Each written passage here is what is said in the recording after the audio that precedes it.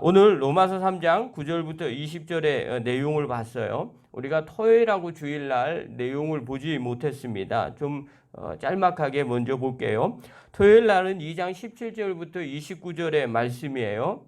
어느 관점에서 보느냐? 이건 유대인에게 바울이 이야기하고 있는 거예요.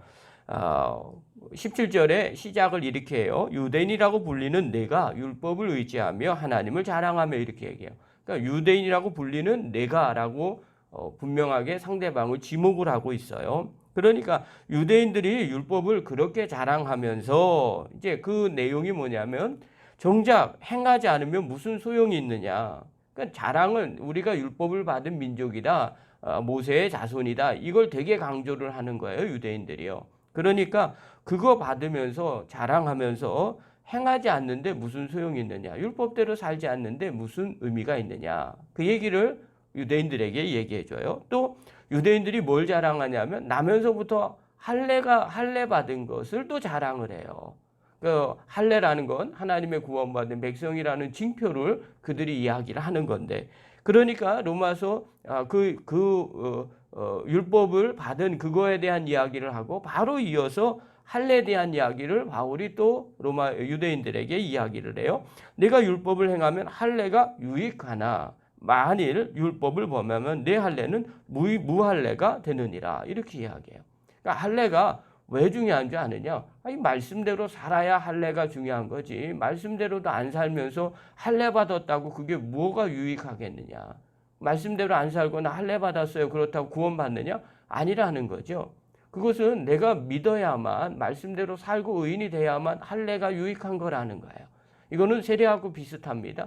예수님을 제대로 믿어야만 세례 받으면 그 세례가 유익한 거지. 믿지 않는데 그냥 뭐 강가에서 세례 줬다고 그 사람이 하나님의 자녀가 되는 건 아니잖아요. 내가 입으로 고백하고 시인해야만 비로소 구원함을 받는 거죠. 근데 이 부분을 이야기를 하는 거예요. 그래서 율법을 행해야 할례도 유익한 거다. 율법을 행하지 않으면 몸에다 하는 할례는 아무런 의미가 없다. 그러면서 할례에 대해서 이야기를 해요. 28절, 29절에 무릇 표면적 유대인이 유대인이 아니다. 표면적 육신의 할례가 할례가 아니다. 바울이 하는 얘기인 거죠. 할례 받았다고 진짜 할례 받은 사람이냐? 유대인이냐? 아니다. 그러면서 이면적 유대인이 유대인이며 할례는 마음에 할지니 영에 있고 율법 조문에 있지 아니한 것이라. 이렇게 이야기하죠. 그래서 할례는 육신에서 하는 할례가 의미가 있는 게 아니라 그것은 정말 말씀대로 믿고 마음에 하는 할례가 의미가 있는 거다. 이렇게 이야기한 게 토요일 날 내용이에요. 이것을 유대인들에게 이야기한 거죠. 율법을 중요시 여기니까 또 할례를 중요시 여기는 사람들한테 이걸 명확하게 얘기해 준 거야. 율법은 지켜야만 가치가 있는 거다. 그 다음에 할례는 마음에 해야만 진짜 할례가 되는 거다. 그게 토요일 날 말씀이에요. 그 다음에 이제 주일 날 말씀이에요. 3장으로 넘어와요. 3장 1절부터 8절이에요. 여기는 유대인과 이방인에게 다 같이 이야기를 해요. 이거는 이제 유대인들이 반론을 하는 거예요. 이방인들도 반론을 해요. 바울이 이렇게 얘기하니까 그 다음 얘기하는 거예요. 그러면 3장 1절에 뭐라고 그러느냐? 유대인의 나음이 뭐냐? 그럼 우리 유대인이 좋은 게 뭐냐? 할례를 받았는데 할례의 유익은 도대체 뭐냐? 이렇게 질문을 해요. 거기에 대해서 바울이 이야기를 하죠. 유대인이 나은 게 뭔지 아느냐? 하나님의 말씀을 먼저 받은 사람들이다. 그런데 문제는 뭐냐? 유대인 너희들이 그 말씀대로 불순종했다. 말씀을 먼저 받았는데 그들이 불순종했다. 그 다음에 5절부터 7절은 이방인들이 질문을 해요. 그러면 하나님의 심판이 정당하냐? 이 질문을 해요. 그런데 내용을 이야기하면서 뭐라고 얘기하느냐? 하나님의 심판은 정당하다. 바울이 그렇게 이야기를 하죠. 그러면서 다 같이 또 물어봐요. 그럼 선을 이루기 위해서 네가 말하는 게 악을 행한다는 말이냐? 뭐 이런 질문을 바울에게 던져요. 그러니까 바울이 뭐라고 얘기하느냐? 이런 자들은 정죄받는 게 마땅하다. 좀 곡해하지 말아라. 오해하지 말아라. 이렇게 이야기를 하고 있어요. 그게 주일날까지의 말씀이에요. 자, 그럼 오늘 9절부터 내용이에요. 모든 로마에 있는 교인들, 유대인이나 이방인들에게 이야기하는 거예요. 9절에 보면 이렇게 말을 해요. 우리 한번 읽겠습니다. 시작. 그러면 어떠하냐? 우리는 나으냐? 결코 아니라. 유대인이나 헬라인이나 다 죄 아래 있다고 우리가 이미 선언하였느니라. 자, 이건 누구에게 얘기하는 거예요? 전부 다에게 얘기하는 거예요. 나나 너나 로마에 있는 교인들, 유대인들 교인들이나 이방인 그리스도인들이냐. 바울도 나나. 내가 지금 말하고 있지만 나나 똑같이 뭐 다 어떤 사람이냐? 죄 아래 있는 사람이다. 이렇게 얘기해요. 자, 그러면서 뭐라고 얘기하느냐? 10절부터 12절에 이어서 얘기하죠. 의인은 한 사람도 없다. 예외 없이 다 의인이 아니라는 거예요. 말하는 나도 지금 의인이 아니고 그 다음에 유대인들, 이방인들 너희들도 한결같이 의인이 아니다. 그러면서 10절부터 12절에 보면 기록된 바 의인은 없나니 하나도 없으며 구약성경을 인용한 거죠. 깨닫는 자도 없고 하나님을 찾는 자도 없고 다 치우쳐 함께 무익하게 되고 선을 행하는 자는 없나니 하나도 없다. 봐라, 구약에서도 이렇게 말하지 않았느냐. 의인은 하나도 없다. 여러분 지금 왜 이렇게 바울이 얘기하는지 이해가시죠? 바울은요 조직 신학을 지금 쓰고 있는 게 아니에요. 구원론을 쓰고 있는 게 아니에요. 편지를 쓰고 있는 거예요. 그것을 후대에 우리가 볼 때 이게 구원론이다. 로마서는 구원론 이렇게 본 거예요. 왜 이렇게 얘기하느냐? 유대인과 이방인들이 구원에 대해 갖고 다투고 있기 때문에 지금 이걸 얘기하는 거예요. 성도들 간에 싸움이 일어난 거예요. 누가 옳으냐? 유대인들은 유대인 입장에서 얘기하는 거예요. 이방인은 이방인 입장에서 얘기하는 거예요.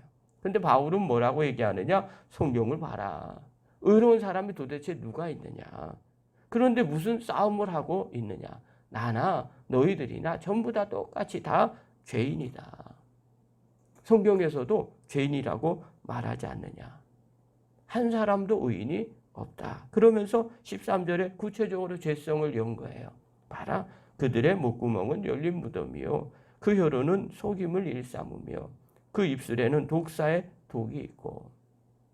이게 사람들의 모습을 얘기해 주는 거예요. 그 입에는 저주와 악독이 가득하고 15절에 보면 그 발은 피 흘리는데 빠른지라.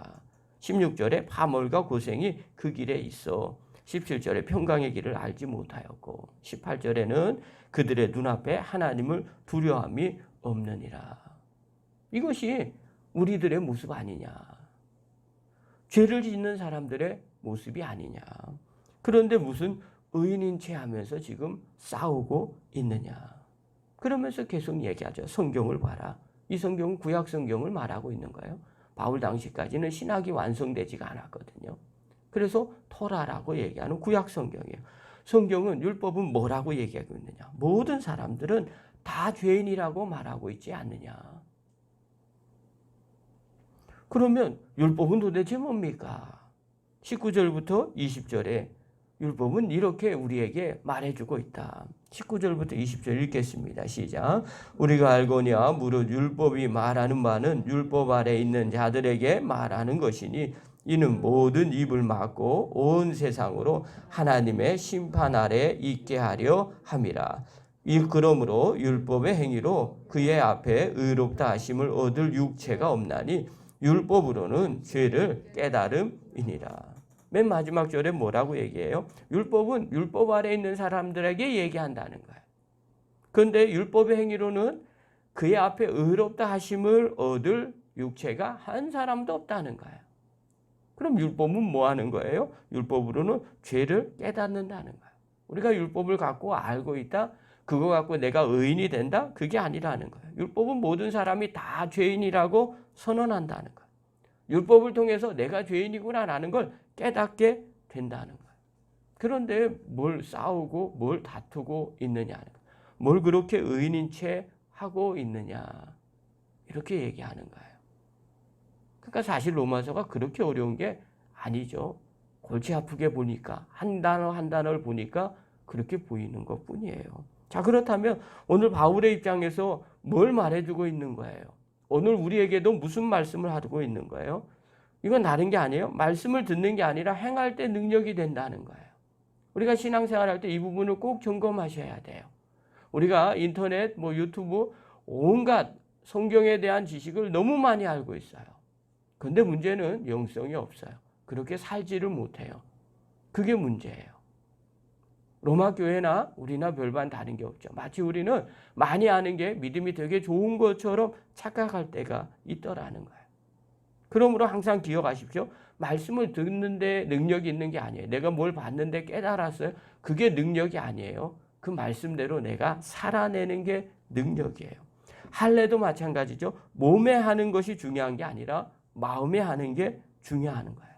어떤 마음을 가지고 행하느냐, 그게 중요한 거죠. 그러니까 우리가 신앙생활 할 때 몇 년을 했느냐, 얼마나 많이 아느냐, 무슨 직분이냐, 세례를 받았느냐, 이런 것들이 사실은 그렇게 중요한 게 아닌 거예요. 말씀대로 살고 있는가, 마음의 할례를 받았는가, 정말 내가 십자가에 못 박아 죽었는가, 내가 정말 영적인 세례를 받았는가, 내 자신이 죽고 예수님의 뜻으로 살고 있는가, 이게 더 중요하다는 거죠. 두 번째로요, 모두가 다 죄인이라는 걸 깨달아야 된다는 거예요. 이거는 인정하고 그렇게 사는 거예요. 여러분, 내가 죄인이라는 걸 깨달으면 상대방에게 뭐라고 얘기할까요? 깨달은 사람들의, 또 그렇게 사는 사람들의 특징이에요. 그 특징은 뭐냐면 우리가 가끔씩 이런 이야기를 들었을 거예요. 아이, 저도 못하는데 무슨 말을 합니까? 그렇죠? 나도 못하는데, 나도 죄인인데 내가 무슨 말을 하겠습니까? 이게 입에서 고백되어지는 거죠. 또 이게 사실이라면 그 다음 어떻게 될까요? 무슨 처분이든 내가 달게 받겠습니다. 이게 잘못을 인정하는 사람들의 모습인 거죠. 여러분, 복음을 깨달은 사람들은 어떻게 해야 될까요? 내가 뭐라고 그런 얘기를 하겠습니까? 그 다음에 처분만 기다리겠습니다. 그리고 묵묵하게 자기 자리에서 하나님의 은혜를 구하는 거죠. 이것이 모든 사람, 내가 죄인이라고 고백하는 사람들의 자세라는 거예요. 그러므로 오늘 이 새벽에 나온 귀한 성도 여러분, 내가 죄인이라는 걸 늘 마음 가운데 다시 한번 확인하시기 바랍니다. 그리고 마음의 할례를 받아서 자신을 늘 십자가에서 죽이는 그런 믿음의 거룩한 종들 되기를 간절히 축원합니다. 기도하겠습니다.